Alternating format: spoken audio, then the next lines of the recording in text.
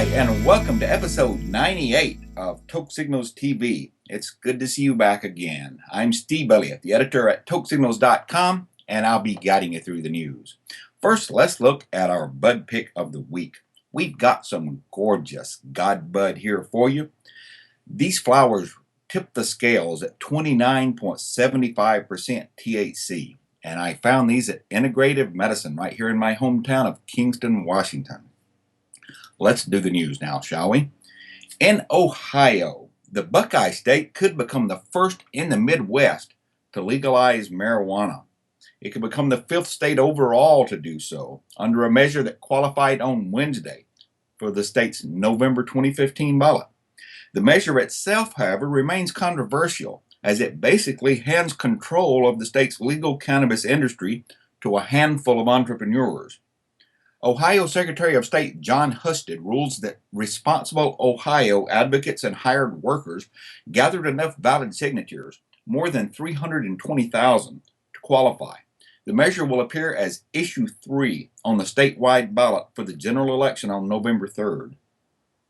It's time for marijuana legalization in Ohio, and voters will have the opportunity to make it happen this November. We couldn't be more excited, said Responsible Ohio Executive Director Ian James. Drug dealers don't care about doing what's best for our state and its citizens. By reforming marijuana laws in November, we'll provide compassionate care to sick Ohioans, bring money back to our local communities, and establish a new industry with limitless economic development opportunities. If this measure passes, Ohio would become the first state to legalize recreational marijuana without having legalized medical cannabis first. Responsible Ohio had to submit at least 305,591 valid signatures of registered Ohio voters, meeting a certain threshold in 44 of the state's 88 counties.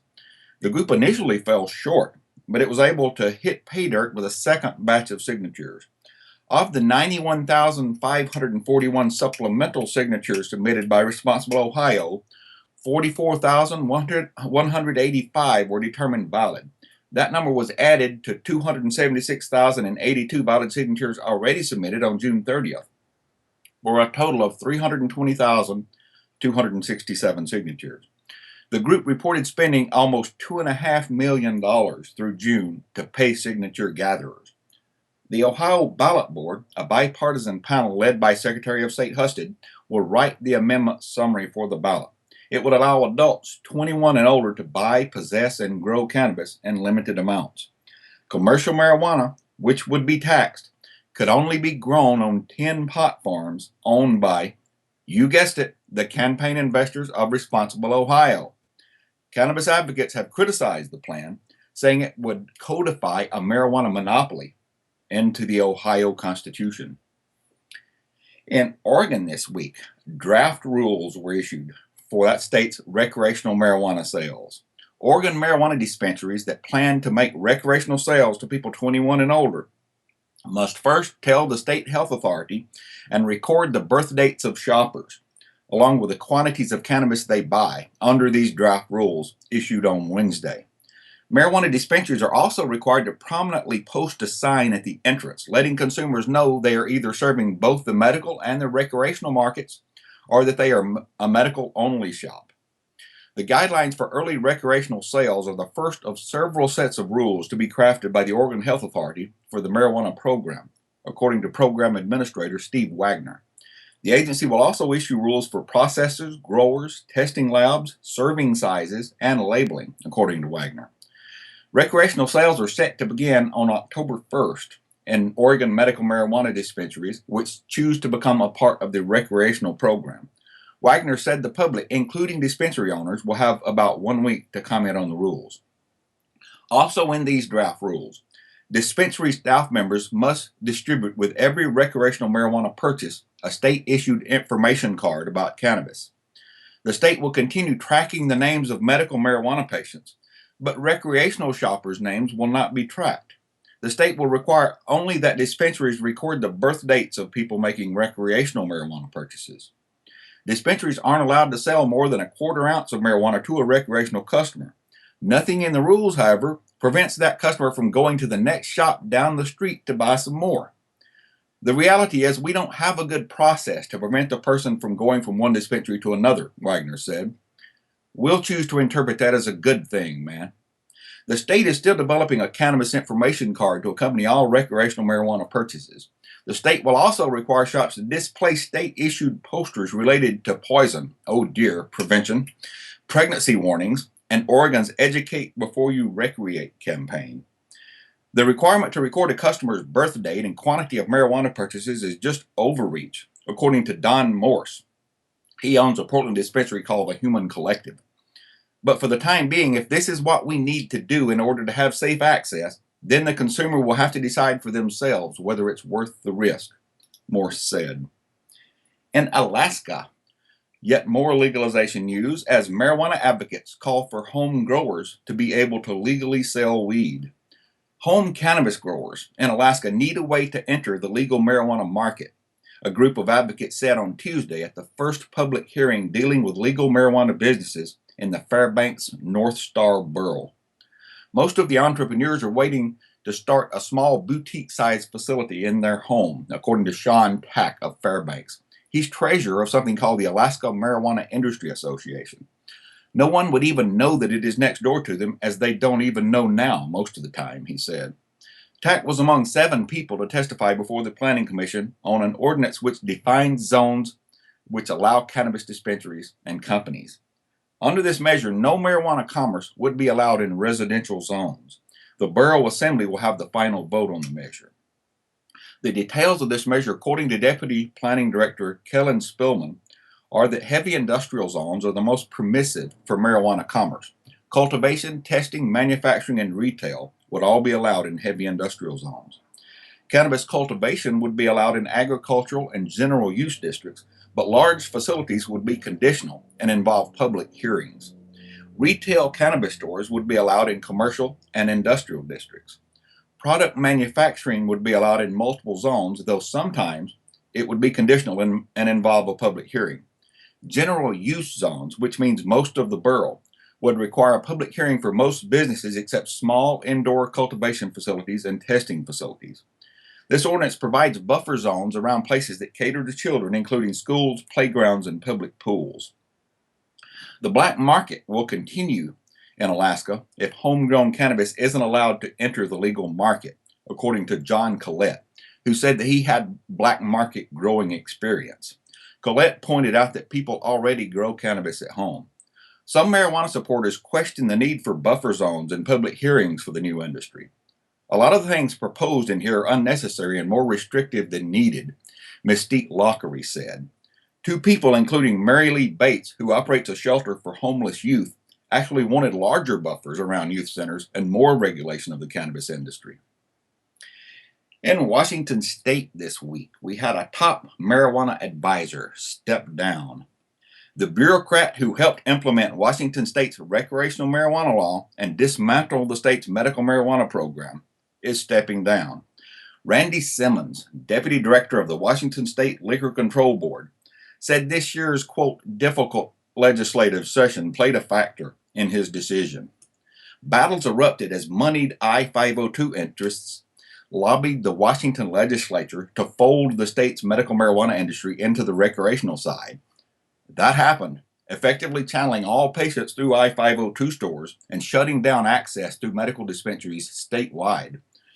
It was an unappetizing spectacle, with 502 merchants picking over the remains of the medical marijuana community, looking for more profits.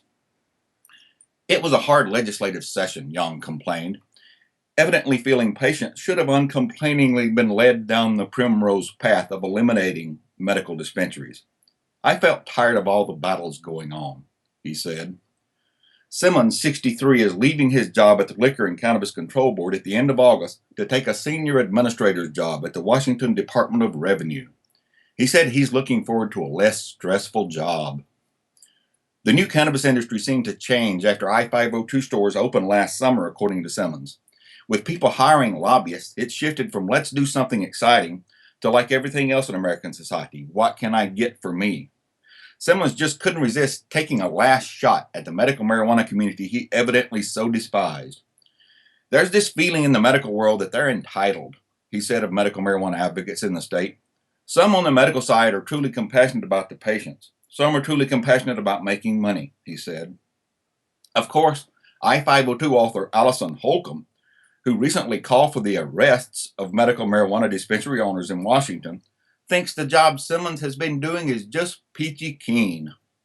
He was the technician who turned the policy into concrete provisions, Holcomb claimed. Randy did a fantastic job of embracing an impossible task.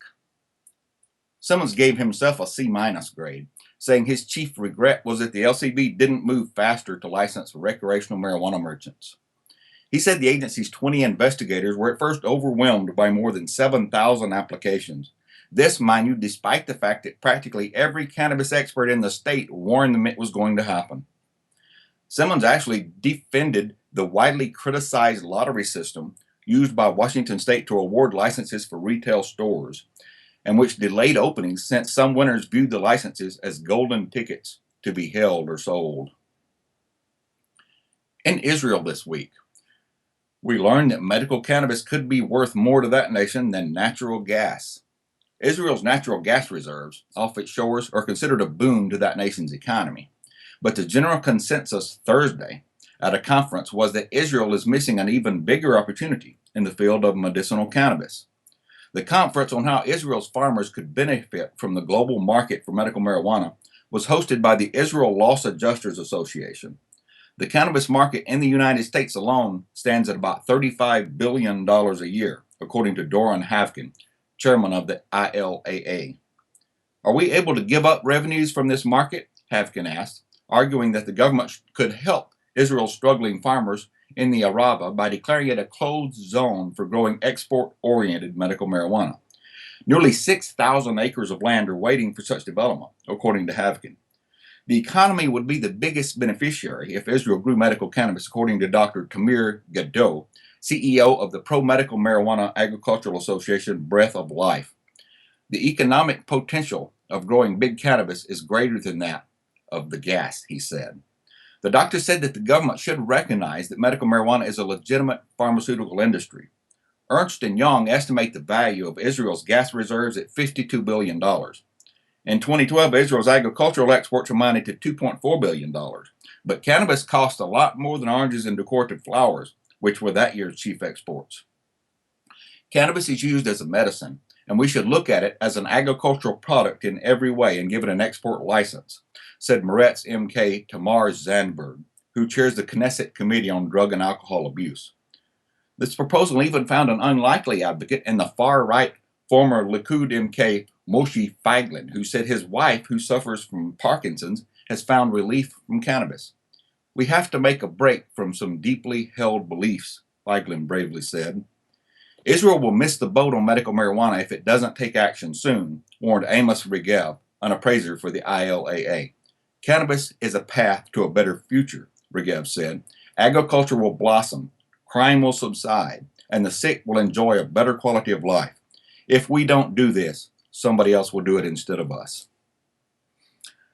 Next story is from Toke Signals this week, where backroom deals prevail as marijuana goes mainstream. Now, it's no secret there's a lot of green gravitating to the cannabis business, and we're not just talking herbs. The scent of money has led to some sketchy deals, and the welfare of mom-and-pop businesses, along with that of medical marijuana patients, has more often been taking a back seat to financial considerations. Hello, Washington State. The Green Exchange Incorporated, the developer of Loud Cannabis, which bills itself as the world's first HIPAA-compliant service that connects marijuana growers to patients, commented on a CBS News report that put a spotlight on the big players entering the rarefied era of corporate cannabis. Delivery apps are part of a growing push by the cannabis industry to bring technology to bear on everything from growing and testing to selling and delivering their product, CBS reported. With marijuana legal in 23 states and big business in places like California, where sales reached $1.1 billion last year, there is no shortage of entrepreneurs and investors interested in getting in on that action. Rapper Snoop Dogg invested in the marijuana service Ease, while Peter Thiel, co-founder of PayPal and an early investor in Facebook, put money into Leafly, a Yelp-like app that works like a marijuana search engine to connect users with suppliers, according to USA Today. But unfortunately, the playing field is not level. Some outs enjoy favored status with Apple and Google, while their investors, some of whom are on the board of directors at these same tech giants, hobnob with the elite in Silicon Valley. Other app developers are not so fortunate. Without the boardroom connections, they're languished to the back page or worse, are kicked off the services completely.